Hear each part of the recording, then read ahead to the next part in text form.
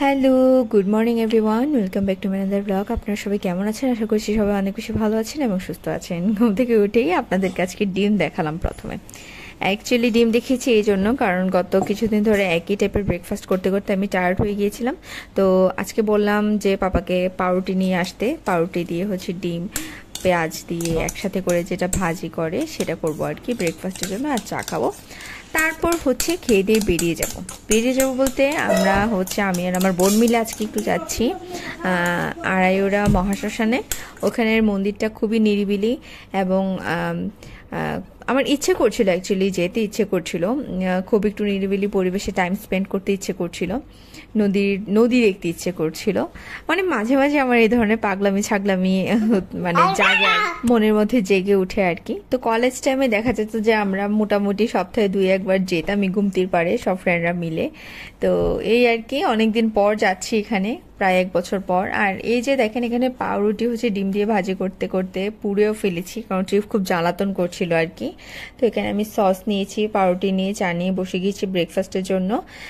আর গত বছর হচ্ছে লাস্ট এই টাইমে যাওয়া হয়েছিল, তারপর পরই তো আসলে বন্যা হয়েছিল, সো সেজন্য তারপরে আর যাওয়া হয়নি। আর মোটামুটি নদীর পাড়ে যে সমস্ত রিসোর্টগুলা ছিল আর কি, সেগুলো সব কিছুই এখন আপাতত বন্ধ, কারণ যেহেতু বন্যা হয়েছিল তো মোটামুটি সব কিছুই একদম বাজে অবস্থা হয়ে গিয়েছিল। এখন আর মোটামুটি কোনোটাই খোলা নেই, কফি হাউসটা ছাড়া আর কিছুই খোলা নেই।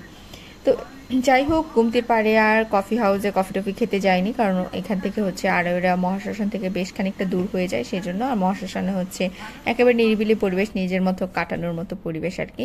তো এই যে দেখেন, একটু চিফকে দেখাচ্ছিলাম যাওয়ার আগে, এই বেচারা হচ্ছে এত দুষ্ট হয়েছে ইদানিং, মানে চেয়ার টেবিল ছোটোখাটো টুল ফুল যা পায় সব কিছু হচ্ছে টেনে এনে কোনো কিছু যদি আনতে ইচ্ছে হয় সেটা হচ্ছে নিয়ে তারপর হচ্ছে ওটার উপরে বানরের মতো বেয়ে বেয়ে উঠে যায়।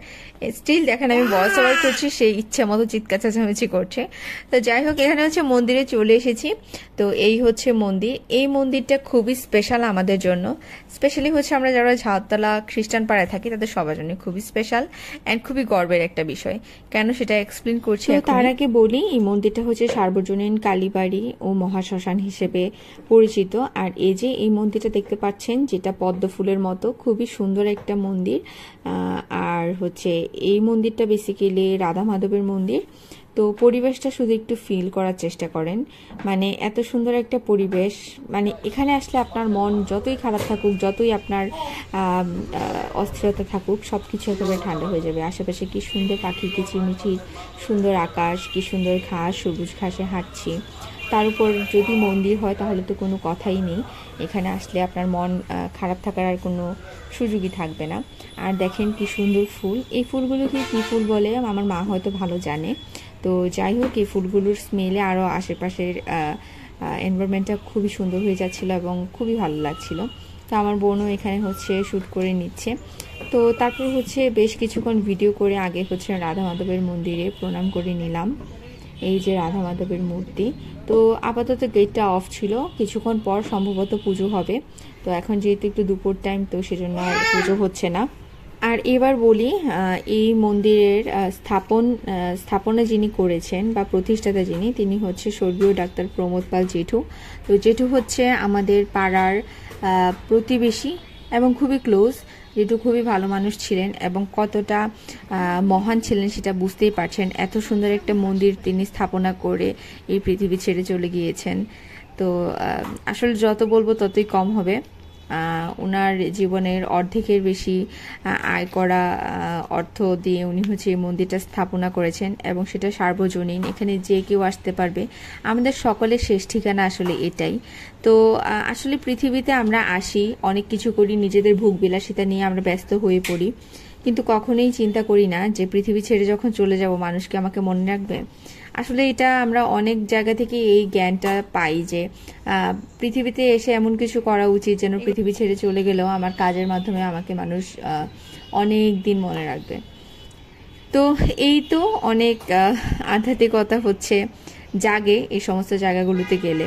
তো সেটাই আর কি, মানে যতক্ষণ থাকি ততক্ষণ, তারপর কিছুক্ষণ মাইন্ডে থাকে, তারপর তো আবার আমরা আমাদের জীবনে ফিরে যাই। তো এই যে ফুলগুলো, এই ফুলগুলো দেখাচ্ছিলাম আর মাটি থেকে হচ্ছে কুড়িয়ে নিয়েছিলাম। আমার তো ফুলগুলো খুবই পছন্দ। এখানে 2 ধরনেরই ফুল আছে, মানে সেম জাত, তবে হচ্ছে কালার 2 রকমের। সেই কালারগুলো আমি একটু পরে দেখাচ্ছি, আরেকটা কালারও আছে। তো এখানে হচ্ছে এই বট গাছটার নিচে সম্ভবত এখানেই হচ্ছে মা কালীর স্থাপনা আর কি। তো এখানে হচ্ছে আমরা প্রণাম করে নিচ্ছিলাম। আর এই যে দেখেন এই গাছটা সেই প্রথম থেকে এরকমই দেখছি, এটার কোনো চেঞ্জ নেই, বড় হওয়া নেই, ছোট হওয়া নেই, কিছু নেই। কি সুন্দরভাবে এই গাছটা হয়েছে দেখেন। মানে একটা জায়গায় গেলেই বুঝতে পারবেন ওখানে আসলে আধ্যাত্মিকতা বলতে কিছু আছে কিনা সেটা এমনিতেই বোঝা যায় বা ফিল করা যায়। আমি তো অন্তত ফিল করি, কে করে কে করে না, বা কারা করতে পারে বা পারে না সেটা জানি না। তবে অনেকবারই নদীর পাড়ে আসা হলেও মন্দিরে আসা হয়নি। মন্দিরের সামনে দিয়ে আসা যাওয়া করেছি, তবে মন্দিরে আসা হয়নি আর কি, কোনো না কোনো কারণে হয়ে ওঠেনি। এখানে একটু আগেই দেখাচ্ছিলাম যে জেঠু আমাদের ছেড়ে 2019-এ চলে গিয়েছিলেন। তো উনি হচ্ছে নভেম্বরের দিকে হচ্ছে ওনার মৃত্যুবরণ করেন উনি। তো তার আগে অক্টোবরের দিকে সম্ভবত আমরা ফুল ফ্যামিলি, মানে আমি, আমার বোন, আমার মা বাবা সহ হচ্ছে মন্দিরে এসেছিলাম যে কোনো একটা কারণেই। কোথাও একটা হচ্ছে আসলে নিমন্ত্রণ ছিল। তো সেখান থেকে আসার পর এখানে এসে জেঠুকে দেখেছিলাম, জেঠু বসেছিল আর কি। তো জেঠুর যদিও বার্ধক্যজনিত কারণে শারীরিক কন্ডিশন তেমন একটা ভালো ছিল না। তো তখন হচ্ছে জেঠুর সাথে দেখা হয়েছিল, তারপর আর আমার দেখা হয়নি। বা আমি আসলে মৃত্যুর পর কাউকে দেখতে যেতে পারি না, আমার খুবই এটা মানে খারাপ লাগে আর কি, সেজন্য আমি কখনো দেখতে যাইও না। তবে তার 1 মাস পরই হচ্ছে জেঠু মারা গিয়েছিলেন। আর এই যে এখানে জেঠুর প্রতিকৃতি রয়েছে। এখানে হচ্ছে কিছুদিন আগেই শ্রদ্ধাঞ্জলি জানিয়েছিলেন সম্ভবত কেউ বা কিছু মানুষেরা। তো সেরকম মতোই ফুল দেওয়া আছে দেখা যাচ্ছে। তো আমিও এখানে একটা ফুল এনে জেঠুকে শ্রদ্ধাঞ্জলি জানালাম। আশা করছি জেঠু আমাকে অনেক অনেক অনেক আশীর্বাদ করবে, যেখানেই থাকুক, যেমন থাকুক, সেখান থেকে আমার জন্য অনেক আশীর্বাদ করবে। এবং এটাই আশীর্বাদ করবে আমিও যেন জেঠুর মতো একদিন আসলে মানুষের জন্য কাজ করতে পারি। এরকমটাই হওয়া উচিত সবার।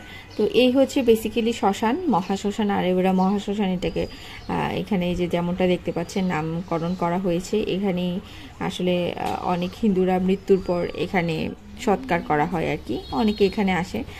এটা ছাড়াও কুমিল্লায় আরও একটা আছে শ্মশান। তো যাই হোক, এটা খুবই শান্তিপূর্ণ একটা জায়গা, মানে আমার গেলেই শান্তি লাগে। সামটাইমস এই সমস্ত জায়গাগুলোতে আসলে যাওয়া উচিত, মানুষের জীবনটা উপলব্ধি করা উচিত। আর এই যে তারপর হচ্ছে মহাশ্মশানের পিছনেই হচ্ছে নদী, গোমতী নদী বয়ে যাচ্ছে। মানে পরিবেশটা একটু ফিল করেন আপনারা, আমি আসলে যতই বলবো ততই কম হবে আমার মনে হয়। তো আমি আর আমার বোন অনেকক্ষণ হচ্ছে এখানে এসে চুপচাপ বসেছিলাম, নদীর আওয়াজটাকে ফিল করছিলাম, নদীর বয়ে যাওয়াটাকে ফিল করছিলাম, আর প্রকৃতিটাকেও ফিল করছিলাম।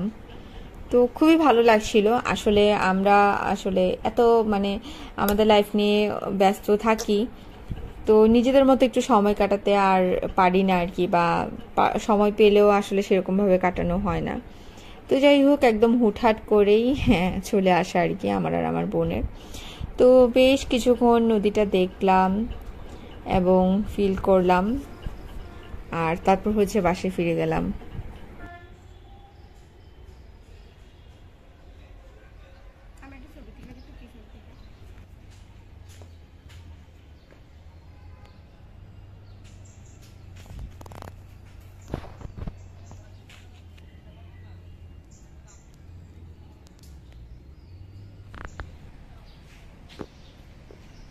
তো এই তো তারপর আমরা ফিরে যাচ্ছি, বের হয়ে যাচ্ছি মন্দির থেকে। আর এখানে কুকুরগুলো দেখছি বসে আছে, তো ভাবলাম ওদেরকেও একটু দেখাই। আর এই তো তারপর বাসায় ফিরে এসেছি, দেখেন কি করছে টিভির রিয়েক্ট কি এগুলো দেখে। তো মা বেসিক্যালি বলেছিল ভিনেগার আনতে, মা আচার বানাবে। আর এখানে পানের খিলি এনেছিলাম, মা যেহেতু পান খায় ভাবলাম পান নিয়ে যাই একটু। আর হচ্ছে ত্রিবের জন্য, ত্রিবের মিমি হচ্ছে এগুলো কি বলে এই চকলেটগুলো, আমি আর সাত্বিকা ছোটবেলা খেতাম, তো হঠাৎ দেখে দোকানে এগুলো ওর জন্য নিয়ে এলাম।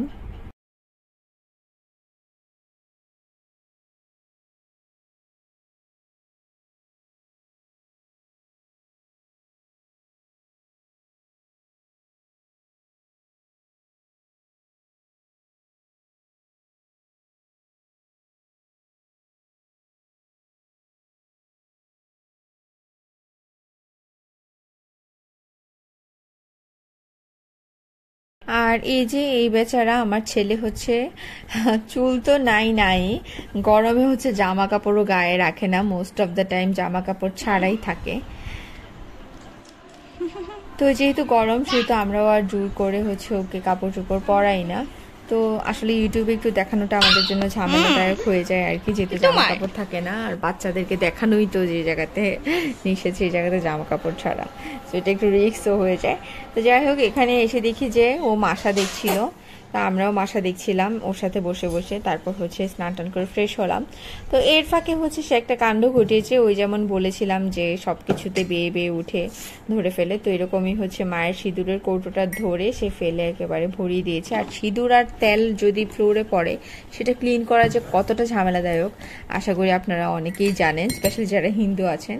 সিঁদুর পড়ে গেলে কতটা কষ্ট হয় ক্লিন করতে সেটা নিশ্চয়ই জানেন। তো আমি তোকে ভীষণ বকাবকি করছিলাম। তো এই করে হচ্ছে বিকালটাও কেটে গেলেও অনেক টায়ার্ড লাগছিল, তো আমি সেদিন বিকালে ঘুমিয়ে পড়েছিলাম আর অন্য কিছু করিনি। তো এই যে তারপর হচ্ছে সন্ধ্যের দিকে উঠে 2 কাপ চা বানিয়ে নিচ্ছি, 1 কাপ আমার জন্য আর 1 কাপ পাপার জন্য।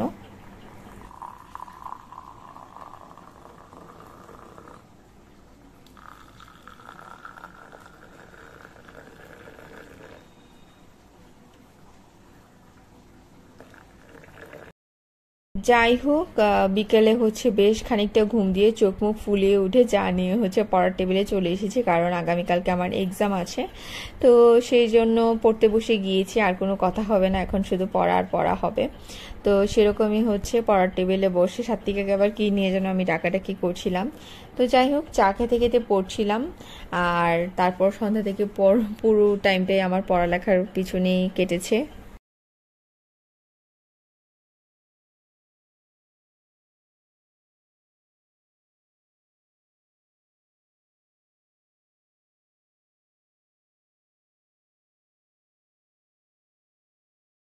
তো এখন মোটামুটি অনেক রাত হয়ে গিয়েছে, আমার পড়া এখনো শেষ হয়নি তখনও। তো মা আচার বানাচ্ছিল আর কি, অনেক রাত হয়ে গিয়েছে, মা কাজ টাজ কমপ্লিট করে আচার বানাতে বানাতে অনেক রাত হয়ে গিয়েছে। ডাকাডাকি করছিল যে আমার আচারগুলো ব্লগে দেখা, আমার কোনো কাজই তোরা দেখাস না, এই না সেই না। সাত্বিকাকেও ডাকছিল কিন্তু সাত্বিকা ঘুমিয়ে গিয়েছে অলরেডি। তো যাই হোক, তারপর হচ্ছে মার কথা রাখার জন্য হচ্ছে আমি চলে এসেছি ক্যামেরা নিয়ে। আমি অবশ্যই বিরক্ত হচ্ছিলাম, মাকে বলছিলাম যে তুমি কেন এমন করো, পড়াশোনা করছি। মা বলে যে ঠিকঠাক করে আগে ব্লগ কর তারপরে পড়াশোনা করিস। তো যাই হোক, এই আর কি। তো এইখানে হচ্ছে মা আচারে চিনিও দিয়ে নিচ্ছে, আর তারপর হচ্ছে আচারটাও বানিয়ে নিয়েছে আর কি।